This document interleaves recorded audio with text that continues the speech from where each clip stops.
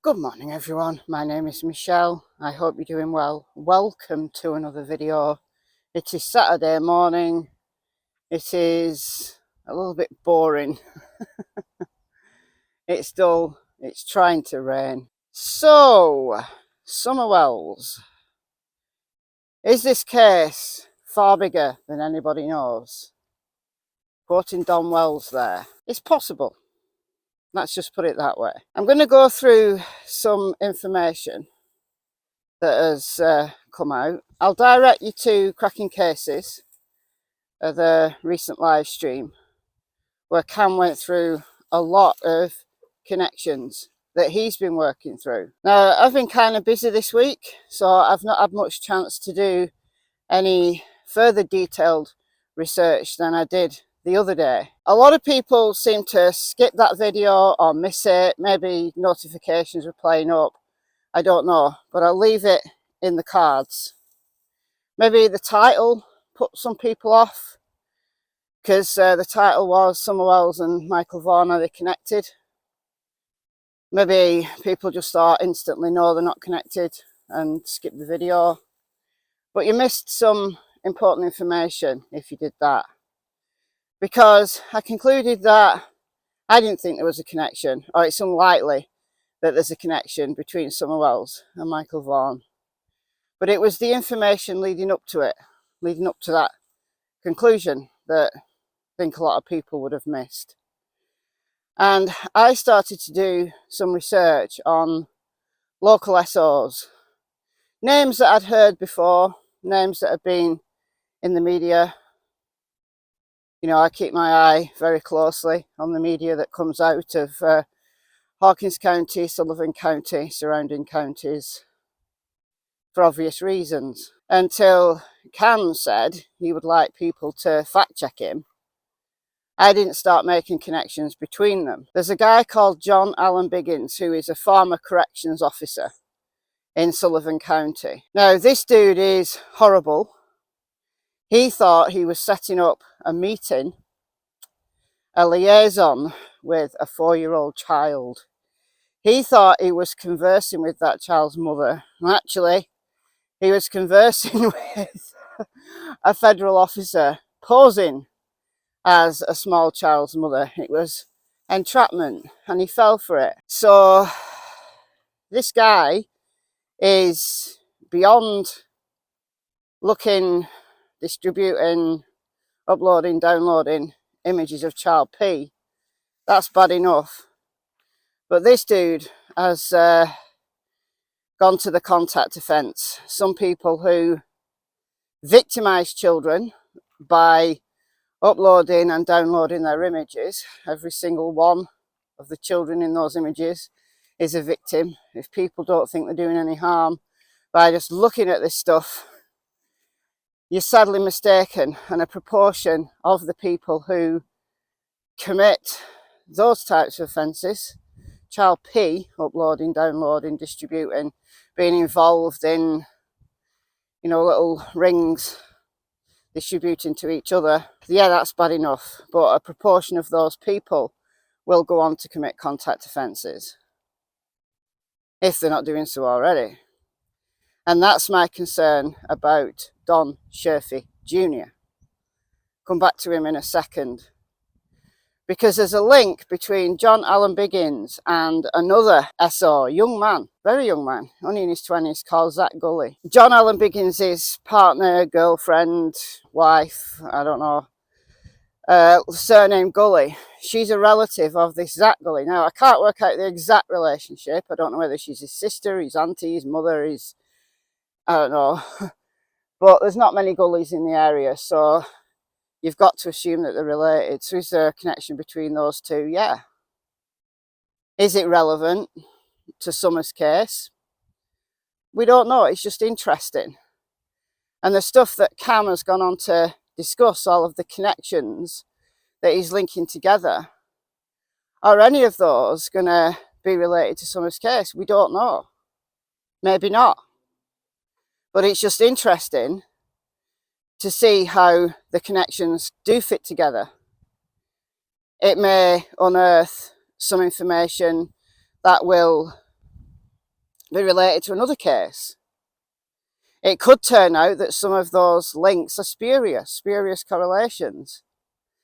But what I'm saying at this early stage, and I'm only at the early stage of doing this research, what you've got to do is keep a completely open mind. Don't jump to conclusions, but don't close any doors off. So that's where I'm at with it at the moment. Now, I do have time today to go through that live again, and then I'm going to write some names down, and I'm going to check it all out as much as I can and see where that takes me. Is Summer's disappearance far bigger, connected to a case that's far bigger than anybody knows? Maybe. Maybe it may be why law enforcement just can't pin this down. You know, Detective John Pruitt back in April said that there's no evidence that she was abducted or trafficked out of the area. If they haven't interviewed the right people, how would they know? Now, we know Don's got interstate connections because he's lived in several states. So has Candice. Don hails originally from Utah. Actually, he doesn't. He was born in Florida. His mother, Karen, she's from Utah. Like, her ancestors moved to Utah. I've got her ancestry back, all the way back to Europe. I can follow her ancestors through Europe before they moved to the United States. The records are that good in the countries that her ancestors came from. Donwell's dad, I've not been able to track back very far. Now, there is a talk that Donwell's dad originally came from Tennessee. I can't prove that. He's a little bit elusive. But I know Don was born in Florida. They moved to Utah, but then Don travelled with his dad. He talked about travelling with his dad. His dad must have been connected to, I don't know, trucking or something. And they went to California. They went state by state by state. Now, is this where Don got his early connections from? You know, Don moved around a lot when he was young.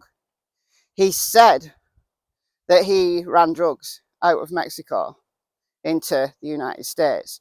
Don has connections. He does. Now, are any of those connections related to the disappearance of Summer? We don't know. Maybe not. But the connections that Cam's unearthing, we're getting all the same states coming up. We're getting Utah. We're getting Ogden, Utah, to be specific. This is where Don's family live, settled. His family still live in that area. We're getting links with Idaho, which is where this kind of possible connection between the Mauk family, M-A-U-K, and Michael Vaughan come in. I'm not sure about that, which is what I concluded in the video the other day that a lot of people missed. That although there's Mauks, there's pictures of Mauks at the Snake River, looking like they're having some kind of vacation. But the Snake River's huge, it's vast, and the place where they were at is 3 hours away from Michael Vaughan's home. But they were there around the same time that Michael disappeared, or just before Michael disappeared. Does that mean anything? Probably not. We're just seeing the name Mauk and perhaps making spurious correlations. That's the danger of doing connection after connection after connection, because you start introducing, you know, every connection you make, you increase your chance of one of those links being a spurious correlation. And then once you've got one spurious correlation in your chain, then your whole chain breaks. So you've got to be very careful, keeping all the connections there, looking at them. Don't rule any of them out at the moment, but also you can't rule any of them in either. The Mauks, it's an unusual name. If you search Mauks in Tennessee, they seem to cluster. There's a lot of Mauks, or there certainly was in the recent past, in Seguinsville, which is a few miles from 110 Ben Hill Road. And this is where we bring in someone called Christy Mauk. Now let me go through this slowly. She's Don Sherfy Sr.'s long-term girlfriend. I don't tend to name her because she could well be completely innocent and she hasn't come forward. Like, Don Sherfy Senior has made himself known. We wouldn't have known about Don Sherfy Jr. had it not been for Sherfy Senior going out on Ben Hill Road saying, oh yeah, the parents are involved, my grandmother-in-law is upset by all of this and they're definitely involved. Pointing the finger at Don, interesting. Saying, oh yeah, pointing a gun at Geordie Sue because she's a complete nutcase. And that Fred Hill is going to kill Don if if he doesn't keep if he mentions him again. Fred, as far as I know, is one of the people that Don hasn't accused. Anyway, Fred's come out and talked now and implicated Andy as being on Ben Hill Road at 3:30. So they're all kind of like implying everyone else is involved or connected somewhere. Even the locals are trying to make connections. And I'll show you these screenshots. These are really interesting. Actually, I'll show you the screenshots in a minute. I'm not going to jump there. I'll show you those in a minute. I've got some interesting screenshots. But yeah, Christy Mork is the long-term girlfriend of Don Sherfy Sr. She was originally Christy Sexton because her mother, Mary Gold, married someone with the surname of Sexton. He's no longer with us. So Christy was Christy Sexton. Mary Gold became Mary Sexton when she got married. Gold's her maiden name. Gold is Don Wells' stepfather's name, William Gold. He's the reason that Don Wells inherited 110 Ben Hill Road, because it was his property. It was William Gold's property. It's the next property along from Mary Gold's place. So Mary had one parcel, William Gold had another parcel of land. The Golds have been in that area for many, many generations. They owned a lot of land one time, around like Bayes Mountain, and then they've kind of moved, I guess, west a bit, started buying land at Beach Street. When William Gold died in 2007, his wife, Don Wells' mother, Karen, inherited 110 Ben Hill Road. And then when she died in 2011, that's when Don Wells inherited it. Got all the deed information for anybody who doubts that. I've shown it in previous videos. So Don Sherfy Sr.'s girlfriend, she was married to someone with the surname of Mork years ago. And years ago she lived in Seguinsville. So I think that would have been when she was with the Morks. Maybe, I don't know, I'm speculating. That maybe when they split up, she moved back to Beach Street to live with her mother. That's what I'm assuming. But Don Sherfy Sr. stays at Mary's place. She's recently died. So I'm still going to just call it Mary's place for the ease of understanding this. Don Sherfy Sr.'s son from his marriage, he's divorced. Don Sherfy Jr. He's the one that's currently in the system. He's out on bond for being found with over 1,000 images of child P, not just downloading them, but also uploading them, distributing them via social media. The question is, was he around Ben Hill Road on June 15th? I've made numerous videos about that. He's very, very high up on my suspect list. Now, he could be one person who has gone on to commit a contact offence.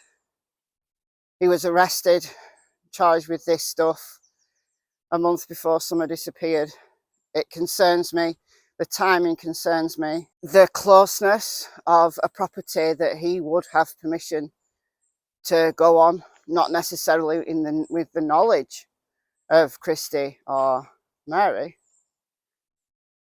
The camp that Cam found, pictures of that Cam has got, up on a ridge, on a adjoining property to Mary's. Not on Mary's property, but on the one just slightly to the east, just parcel of land there, owned by someone else. Why was it there? Having chairs there, a little kind of blind there, like kind of protection, so that, you know, you can't see that camp from if you were coming up the ridge.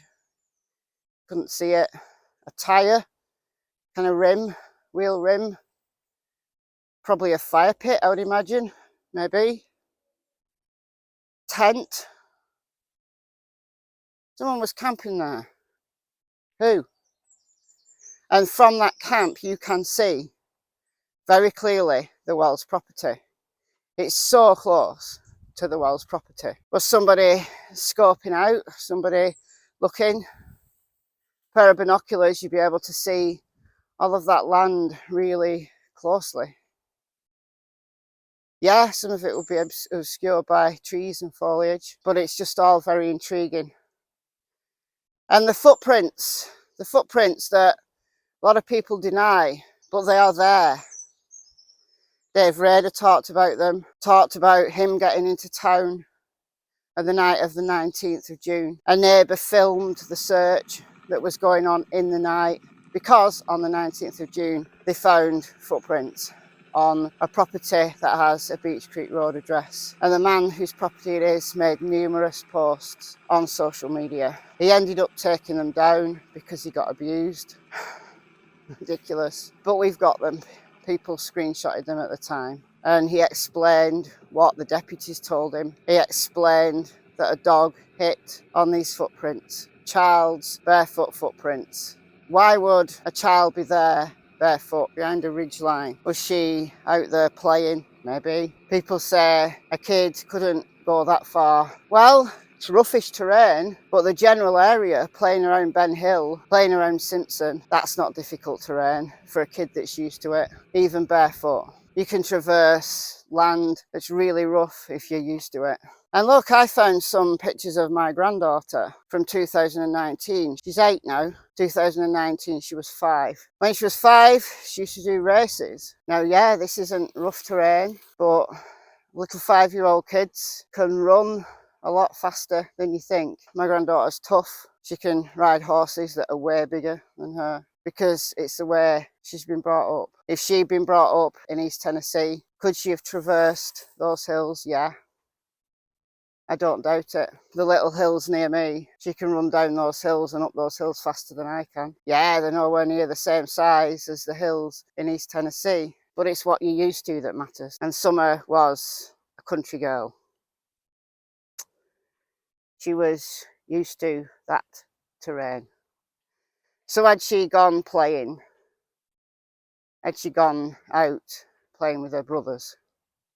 The brothers were the last ones to see her, according to Sheriff Ronnie Lawson. The eldest boy, Summer's eldest brother, reaction when Don Wells said in an interview on the 18th of June that she'd never leave the hill. That little boy reacted. I mentioned that yesterday in my review of the behaviour panel's analysis of Don Wells, where Scott Rouse mentioned it, and loads of you commented saying, yeah, I noticed that as well. Some of you have agreed with me and Scott that that is significant, that that boy scrunched his face up, put his head down. He knew his dad was wrong. Perhaps Don, being at work all the time, told Chris McDonough that he would work till sunset. You know, the more hours he put in, the more houses he did, the more he got paid. Summer may not have left the hill when Don was in, because she knew she'd get a whooping for it. You know, Don really, you know, quite honestly might think that she would never have left.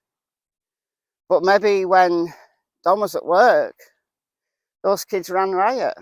Maybe Candice couldn't cope with them. Candice would be drinking. Candice may have been inviting people up to the property that Don didn't know. Any one of those people could have taken a fancy to Summer, know that property and come back for her, and Summer would have gone with them. Now, I don't believe that somebody actually came up onto the property on June 15th. I believe Summer just went down the hill, whether it's down Ben Hill Road, whether it was down the shallow side of Ben Hill, down where the power lines go to the creek. But it's interesting where the scent alerts and the footprints are. One of them, as I said, is on a property on Beech Creek, But the other set that were found is on Mary's property, Mary Sexton's property. Now in the map that I've shown numerous times, I've put the footprints marker like away from Mary's property, because originally it wasn't being said whose property it was, and right from the get-go Mary did not want her name being brought into it. Got to ask why. Well, maybe she feared being abused, I don't know. Maybe she was a private person, I don't know. Maybe she was covering for somebody, we don't know. But there's these screenshots. I think it was Cam who showed these. I think it was Cam, it must have been Cam. But they're intriguing. So this is the guy from Beech Creek, the footprints who were found on his property, the guy who wrote a lot about them, talking to a neighbour. So I'm assuming this would be Christy. I'm assuming, saying that footprints had been found on her land as well. And she asked if people were putting food and water out for summer. Like, the neighbours really believe Summer was wandering about in those woods. But the intriguing thing that jumped out at me is that this neighbour said that they believed Summer had a dog with her. Now, I don't know how they would have known that. Maybe there was dog prints found as well. Now, people say, how come there weren't adult footprints found? Well, there was loads of adult footprints around because searches had already been through that area once. The neighbours, the locals, weren't sure whether they were even allowed to search their own land at the time. They didn't want to go out there and disturb any evidence. So they were in a quandary. Now, if Summer was out there wandering about, can you imagine that she just got lost? Where is she now? Where is her body now is the question, because that land eventually was searched. So if Summer had been out there and unfortunately perished, once their neighbours got the go-ahead to go and search their land, you would think that they did. But what if Summer wandered down Ben Hill? You know, the scent went down the driveway. Sheriff Ronnie Lawson confirmed that a scent was lost at the road. Maybe that scent was lost on the road because scent, depending on the environmental conditions, dissipates a lot quicker on man-made surfaces. Sheriff Lawson alluded to that by saying sometimes dogs do lose the scent. It's because on some ground, the scent beds in. The scent can last many days, whereas on a man-made surface, it very quickly dissipates. Maybe, let's say, Summer went down the driveway. Maybe she was playing with one of the dogs. Maybe the brothers knew she'd gone down there. Then she went playing on a grassy area. It's on a property near Fred's, across from Fred's. It isn't Fred's, but it's across from it. Allegedly, there was a scent alert there. Maybe she went playing around Simpson, and very easy to get onto Mary's property, and maybe that's where someone picked her up. Maybe there's more scent alerts that we don't know about. Maybe there's more footprints that just weren't found for whatever reason. But maybe Summer was picked up and carried, and that's why there's no path to track for a dog to track. Come on, this way. Where's Tilly?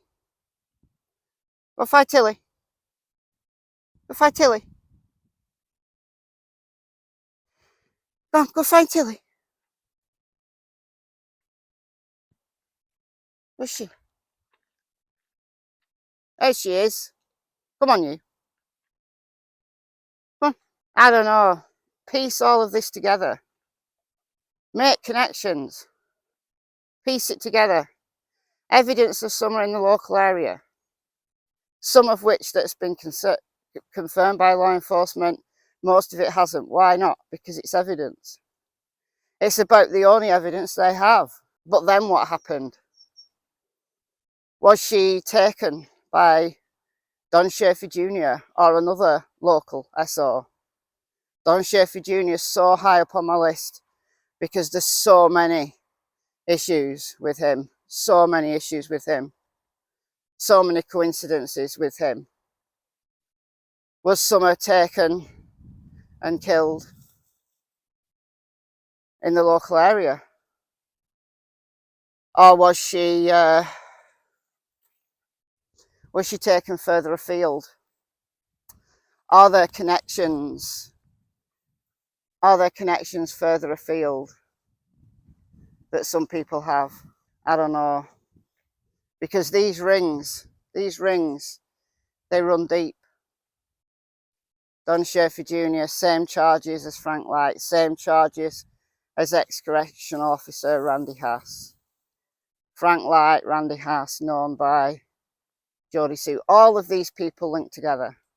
Again, does that necessarily mean anything? No. Some of those connections will just be, that's interesting, but completely irrelevant. But we've got to keep our options open. Pinning yourself down to one theory isn't going to help. It's not going to help. The final thing I will say is, are the parents connected? Maybe they know a lot more than what they're saying. Sometimes, as I've said previous videos, Don looks scared when he's talking. Do they know about rings in that area? Is that why they distance themselves from the neighbours? You know, we don't really know our neighbours. We only associate with good people, said Don in one of his early interviews. Jodie Sue distanced herself from the Wells. It's like they all distance themselves from each other. They all started implicating each other. Why? I don't know. I don't know. You tell me. I really don't know. But you tell me in the comments below. I've been Michelle. Hope you're well. See you in the next video. It's goodbye from Miss Tillington, who's having to stay here for now because there's a dog over there. There's a dog over there.